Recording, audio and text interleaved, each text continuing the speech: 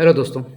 ये cross border capital ने global liquidity index का एक चार्ट प्रेजेंट किया है और इसमें एक लॉन्ग टर्म साइकिल दिखाई है। ये जो ब्लैक लाइन आप देख रहे हैं, ये ग्लोबल लिक्विडिटी इंडेक्स की साइकिल है कि जब जब मार्केट में लिक्विडिटी बढ़ाई जाती है तो ये लिक्विडिटी इंडेक्स ऊपर जाता है।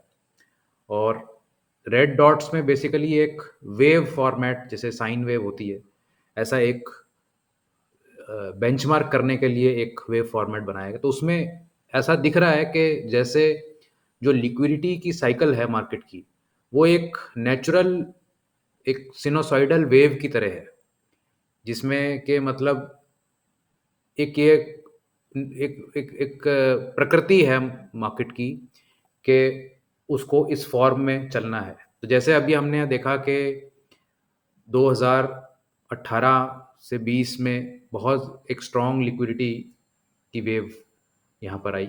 उससे पहले इतनी स्ट्रॉन्ग लिक्विडिटी की वेव यहाँ पर 2006 से 2008 में आई थी।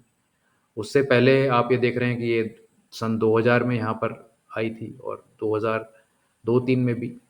उससे पहले 1992 से 1994 में। तो ये हर कुछ सालों में एक स्ट्रॉन्ग लिक्विडिटी वेव इसमें आप देख पा रहे हैं। तो ये हो सकता है कि अब एक ऐसा समय आने वाला है, आने वाले कुछ सालों में, कि बहुत स्ट्रॉन्ग लिक्विडिटी की वेव एक मार्केट में चले। और क्योंकि करंट जिस तरीके से यूएस एक टैरिफ ओरिएंटेड, टैरिफ बेस्ड एक रेजीम चलाना चाह रहा है, उसमें बहुत दिक्कतें आने आने वाली हैं हर कंट्री को और हर ट्रेडर को भी।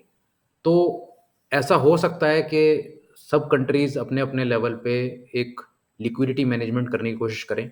ज़्यादा पैसा छपेगा और इंटरेस्ट रेट, यूएस का भी इंटरेस्ट यही है कि इंटरेस्ट रेट्स किसी तरह से नीचे आएँ। तो अगर वो इन्फ्लेशन को किसी तरह से मैनेज कर पाएँगे, तो वो बहुत पैसा आगे की तरफ छापने वाले हैं, जिससे इंटरेस्ट रेट्स रिड्यूस होएँ। तो एक पोटेंशियल है यहाँ पर कि अगर ये वेव फॉर्मेट चलता रहता है पहले की तरह, तो यहाँ पर एक बहुत बड़ी लिक्विडिटी की साइकिल आने वाली है। जैसा हमने 2020 के टाइम देखा था, उसका ये भी मतलब हो सकता है कि काफ़ी बड़ी क्राइसिस मार्केट में आ सकती है, क्योंकि लिक्विडिटी साइकिल ज़ोर के तभी चलती है जब मार्केट में क्राइसिस होती है। जैसे 2008 में जब क्राइसिस आई, उसके बाद एक लिक्विडिटी इंजेक्शन लगा मार्केट को, क्योंकि मार्केट को जगाना होता है, मार्केट मर जाती है बीच में।